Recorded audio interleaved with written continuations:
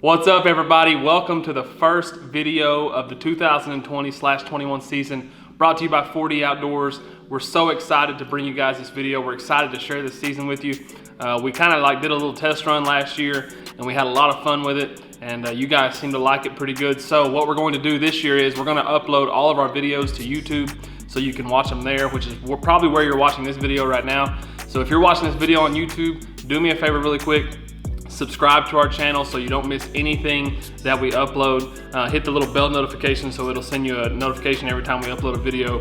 But if you guys could subscribe to our channel, like the video, comment, do something to let us know that you enjoy it. But we're gonna be putting all of our videos on YouTube this year. We're super excited to bring you this season. And for the first video of the 2020/21 season, we're gonna be doing some bow breakdowns and a little bit of bow practice. So let's get right to it.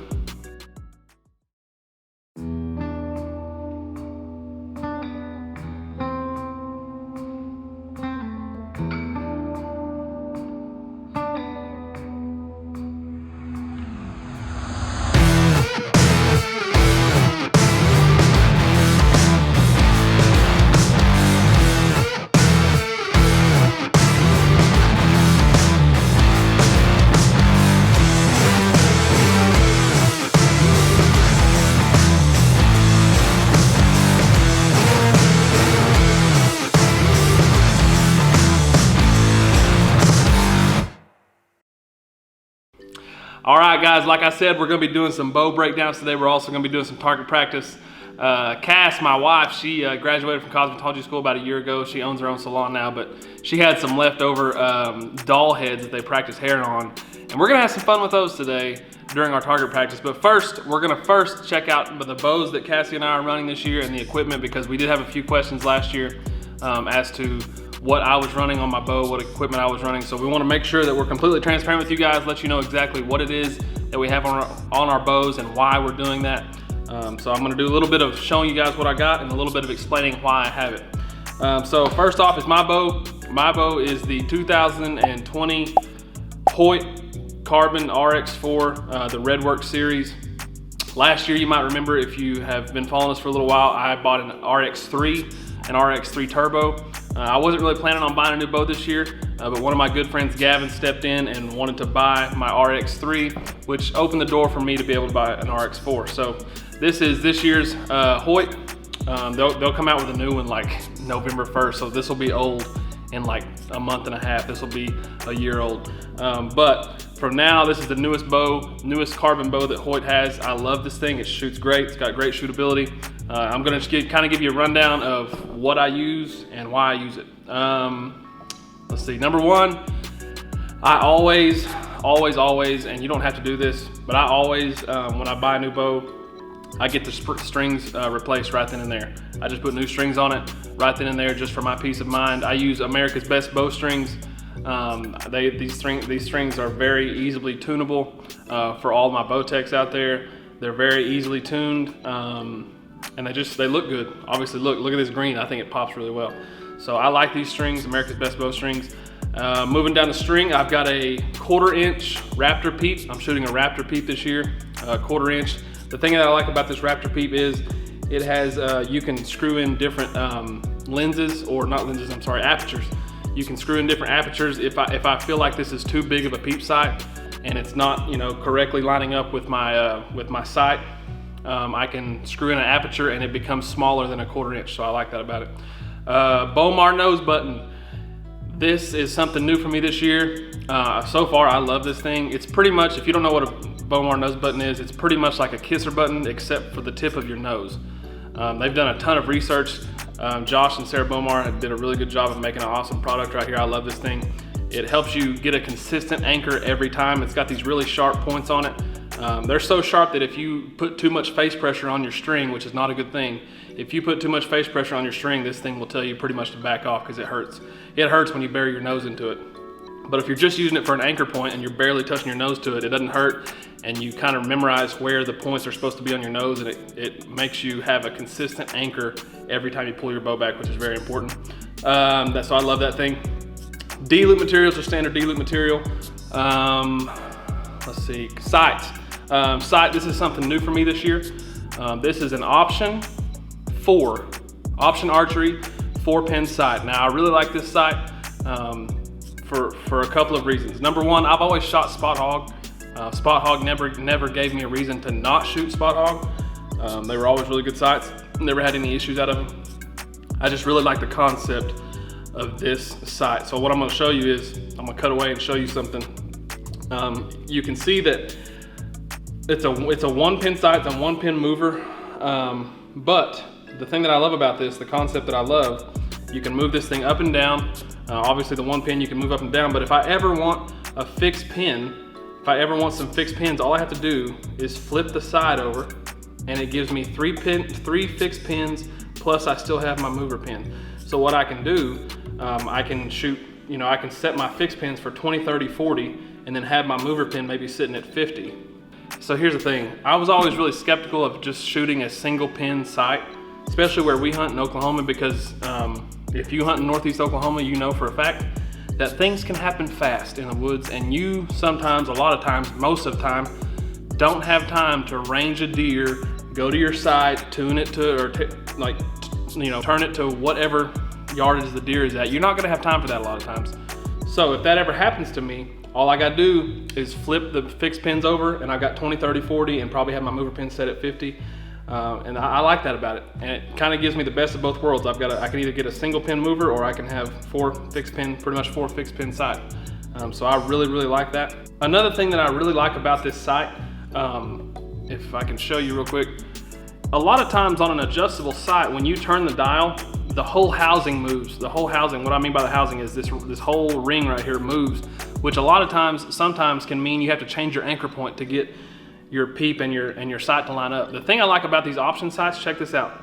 I can move my adjustable pin up and down, but my housing never moves. The only thing that moves is the pin itself. This housing does not move, which means consistent anchor every single time, which means more accuracy, which means I don't have to try to find my sight with my peep because my housing moved. I really like that about this sight. Just another plus about this sight, but I really like it out. It's on a dovetail mount.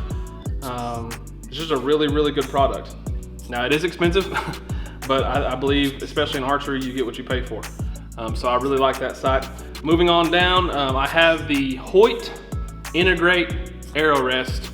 I've never had any trouble with QAD fall-away rests ever. A lot of people don't like them. I've never had an issue with them. A lot of people say they're cheaply built. I've never had one break down on me.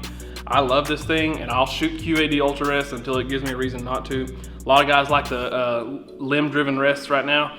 I've never tried one, and they look cool, but I'm just gonna stick with the QAD Ultra Rest to fall away. This one was specifically made for Hoyt bows because in the past, they have mounted the arrow rest kind of to the side of the bow here, which adds more weight to the right side of your bow, which is what you don't want. This one is perfectly in line with the riser, so it doesn't make your bow lean left. It doesn't, put more weight on the left side of your bow. It's perfectly in line with the riser, which is why I like it really well. Let's see, quiver. Quiver, I'm using a Conquest quiver, 5-arrow quiver this year. I really like the concept of this. Josh Bomar has one on his bow, and I really liked the concept of it when I watched his bow breakdown. So I'm using this year. The thing I like about it is it's got this there's no metal to metal contact. Like, those old school hair scrunchies that had that little pinch thing like this right here? It's like that, and all you do is pinch it, and it opens up right here. It opens up right here, and then you just clamp it on to your bow mount right there, and there's no metal to metal contact. Very quiet. I don't shoot with my quiver on, so like when I get up in my tree stand, I like to take my quiver off, and I don't like to make a lot of noise, so listen to this. Nothing. That's what I love about it. And just a bonus, if you like Jesus and you're a fan of Jesus, which I am, I think they're a Christian company because they put Bible verses on their quivers, which is really cool. Isaiah 49:2, I think that's it has something to do with an arrow and a quiver, I'm pretty sure. But it's a really cool quiver, so Conquest, check it out. Going down the bow, I have, this is just a lizard skin. It's like a baseball bat grip that you can buy on Amazon for like $10. I like it because I sweat a lot, and especially in the early season, I sweat, my hands sweat a lot, and this gives me a really good grip, and it helps me not torque the bow The way I wrapped it kind of helps me not torque the bow because I wrapped it pretty much just in one spot. So it's kind of like a big lump on my grip, but I like it that way. It fits my hand well. Moving on down, we have stabilizers. My stabilizers are Bee Stinger Micro Hex. I really like these stabilizers. They're really thin, but they got really good weight to them. I shoot 3 ounces on the front bar, 10-inch front bar with 3 ounces on the front, and then an 8-inch back bar with 5 ounces on the back. Now, I've never used a back bar until this year.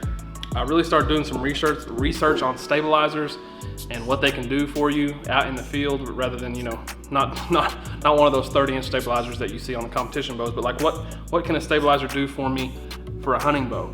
And you know, I've been guilty of this, and I'm sure a lot of you guys out there watching this video have been guilty of this as well. In the past, I've just gone in the bow shop, picked out the prettiest stabilizer and slapped it on my bow and just said, okay, that'll work.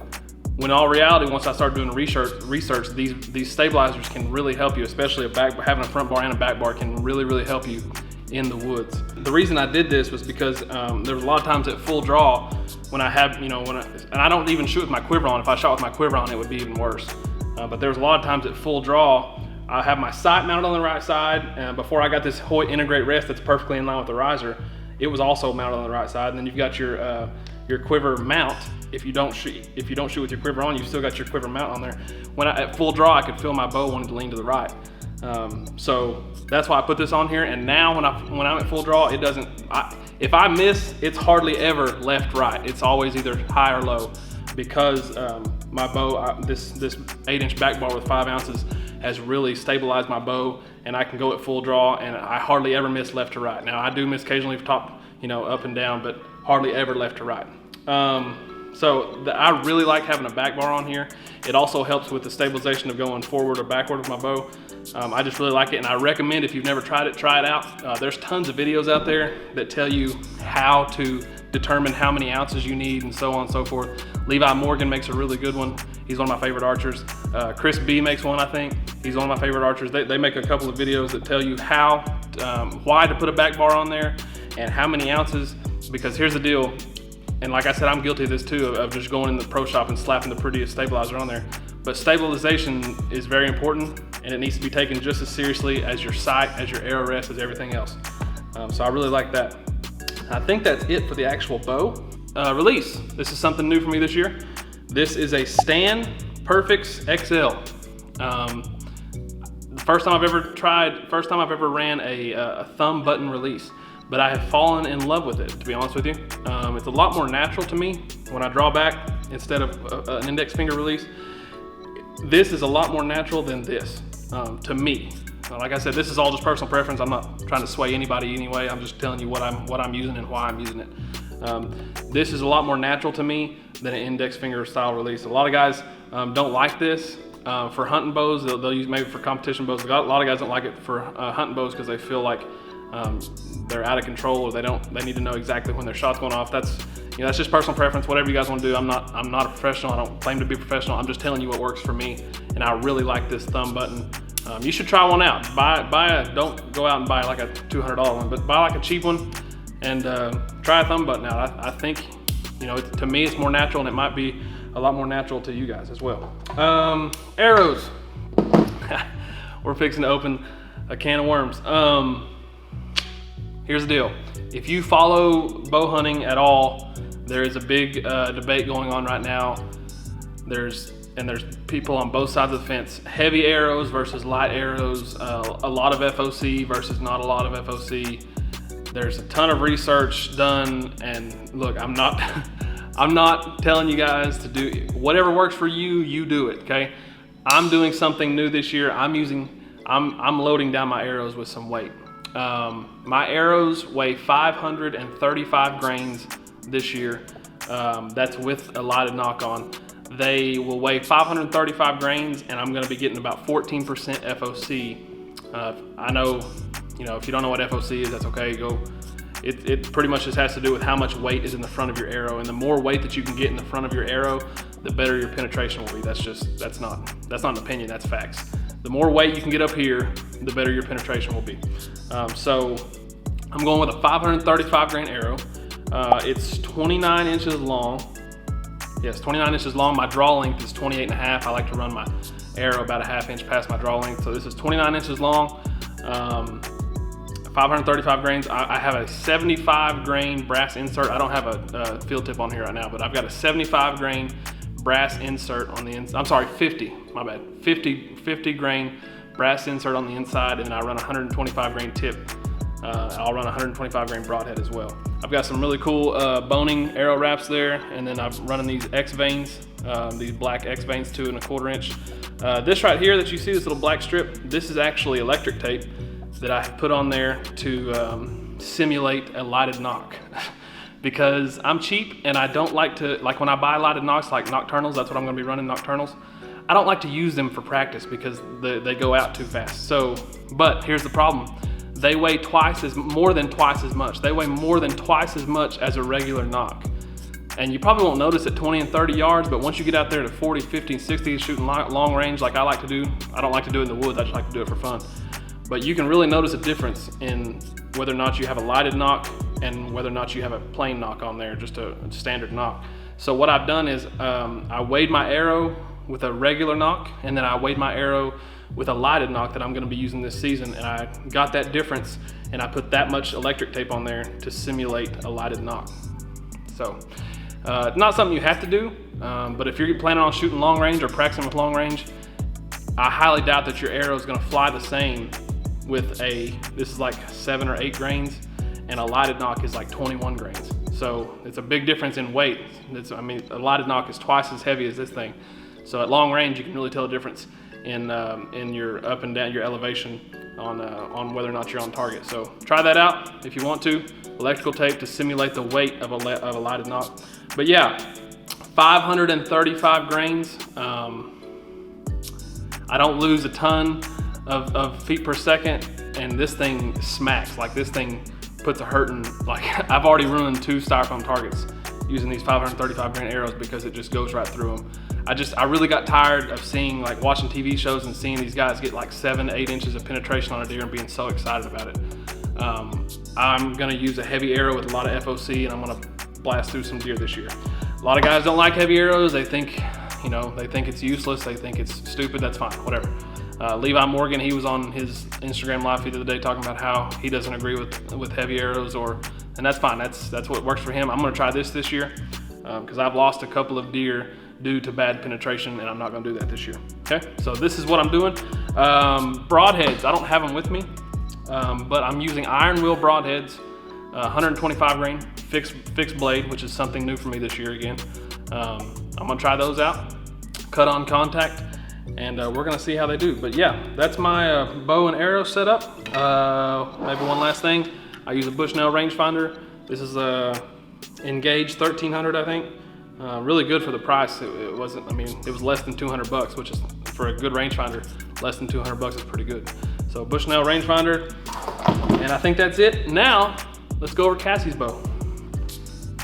All right, next is Cassandra's bow. I'm really excited to show you guys this one.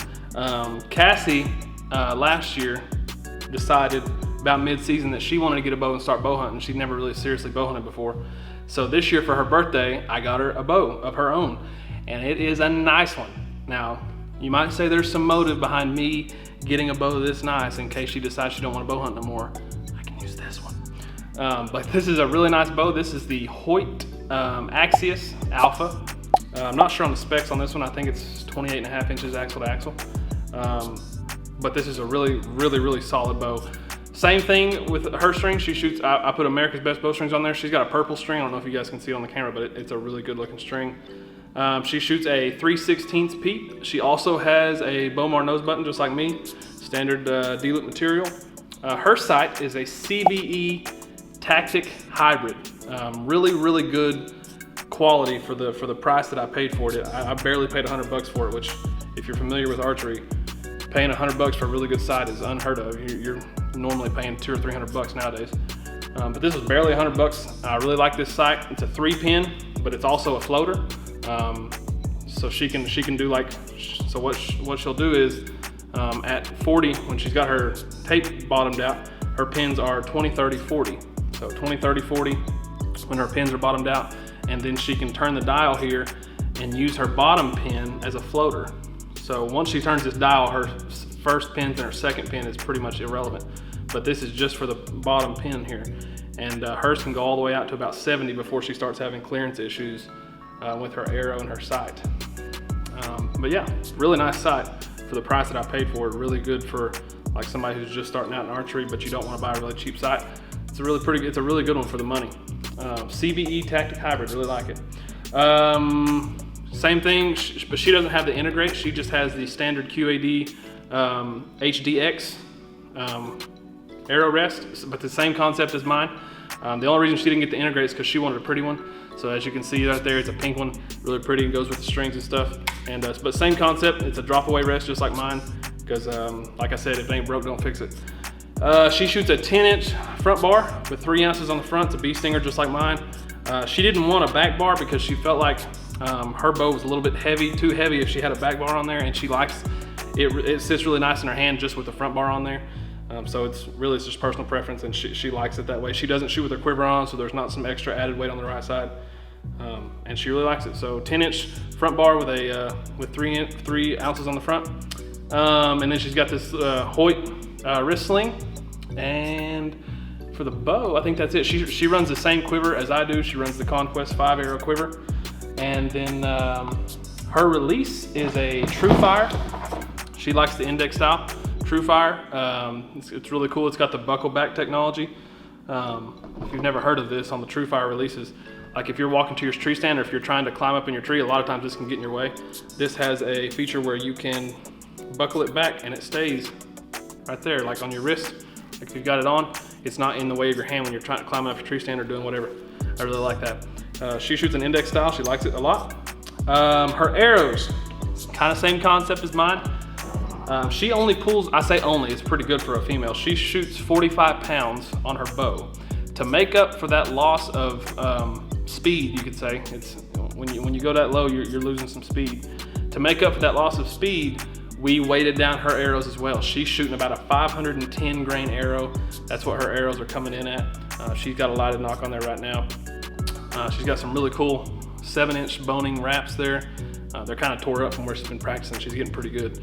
But 7-inch boning wraps there with the same style of vanes that I run, those X vanes, 2 1/4 X vanes.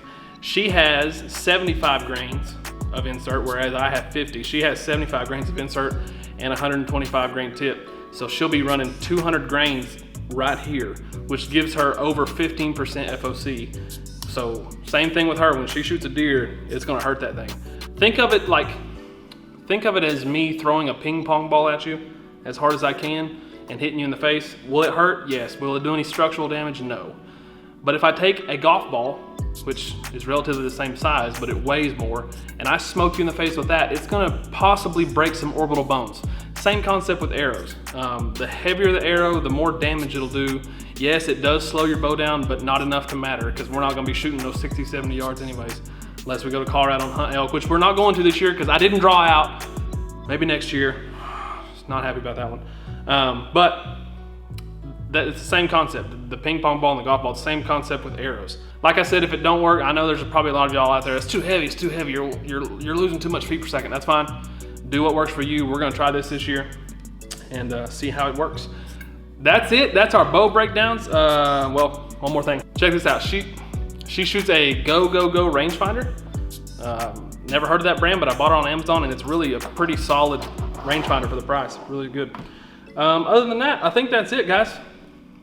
If y'all's ready, let's go shoot some stuff.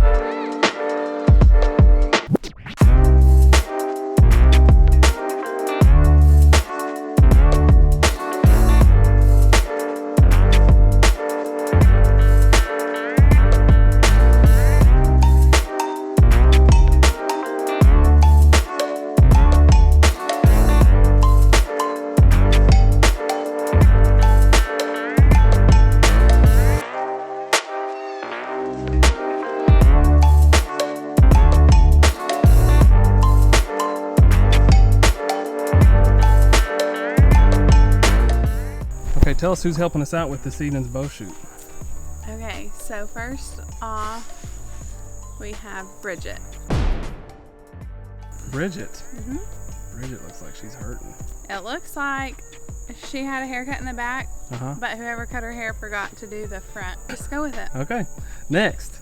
This one is Kelly. Boy. She's a baby. Kelly. Oh, it even says her name. Yeah, Kelly. Kelly. Hi, Junior Kelly. side. Bless All right. her. And last but Okay. not least, My favorite. your favorite? Yep. Her name is Becky.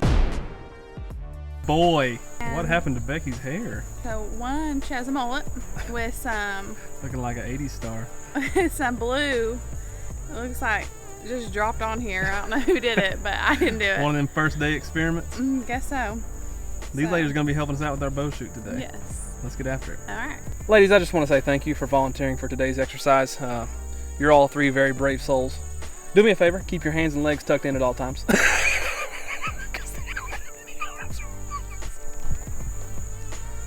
All right, which one's far left? Kelly. Kelly at 20.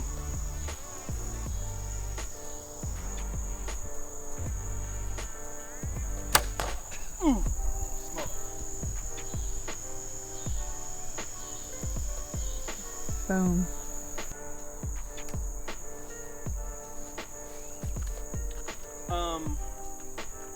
Bridget, far right at 40.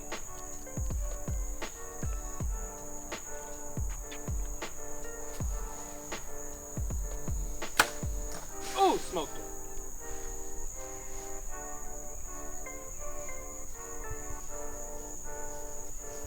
Who's in the middle?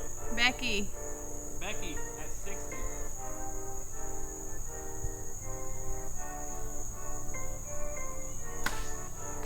Oh, smoked Ooh, I in the heard forehead. that. All right, Cass is up next. Who are we going for first, Cass? Kelly. Kelly? Far left. All right, let's get it.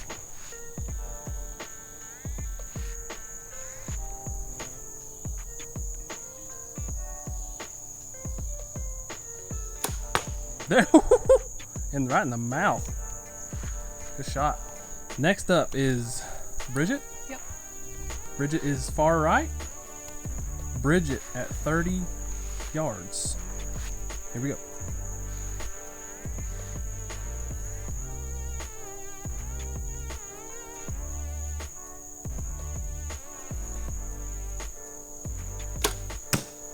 Oh, right underneath her. We think her sight was a little low. We made some adjustments. Think we fixed it? Yeah. Okay.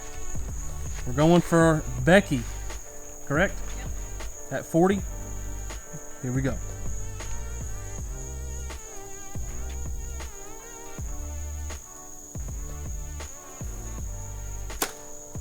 Oh, right in the forehead. Good shooting, girl.